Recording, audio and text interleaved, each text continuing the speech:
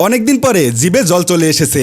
এরকম বাহারি আইটেমের সিফুড দেখলে জিভে জল চলে আসারই কথা। এত এত খাবার খেলাম, কিভাবে খেলাম, আপনারা কিভাবে খাবেন সেই বিষয় নিয়েই পুরো ভিডিও সাজিয়েছি। নিজেকে ফিটফাট করে রওনা দিলাম আসল গন্তব্যে। হেঁটে হেঁটে উঠে পড়লাম বাসে কিছুক্ষণ বসে নেমে পড়লাম মিরপুর 10 নম্বর গোলচত্বরে। গোলচত্বর থেকে সোজা চলে আসলাম রেস্টুরেন্টের সামনে, যে রেস্টুরেন্টের নাম নেভালবে।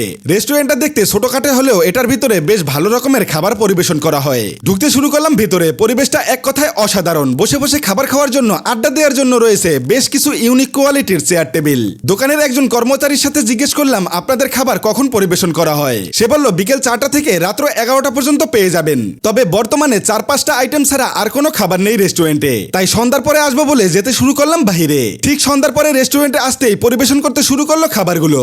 এই রেস্টুরেন্টে শুধু সাগর পাড়ের সি ফুড আইটেমগুলো বিক্রি করা হয়, যা এক কথায় অসাধারণ।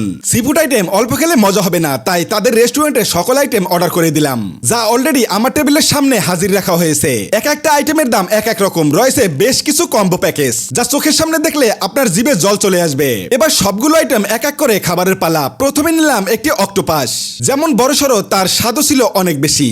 সমুদ্রের পাড়ে বসে এই খাবারগুলো খেতে যেরকম মজা করে খাওয়া যায়, ঠিক সেই রকম মজা করে এখানে বসেও খাওয়া সম্ভব। এক কথায় অক্টোপাস খাওয়ার মজাই আলাদা। যারা এখনো খাননি তারা ট্রাই করে দেখতে পারেন। অক্টোপাস খাওয়া শেষে এবার সামুদ্রিক কাঁকড়া খাওয়ার পালা। এক প্লেট অক্টোপাসের দাম 450 টাকা হলেও এক প্লেট কাঁকড়ার দাম 120 টাকা। প্রায় আধা ঘন্টা ধরে সবগুলো খাবার খেয়ে নিলাম।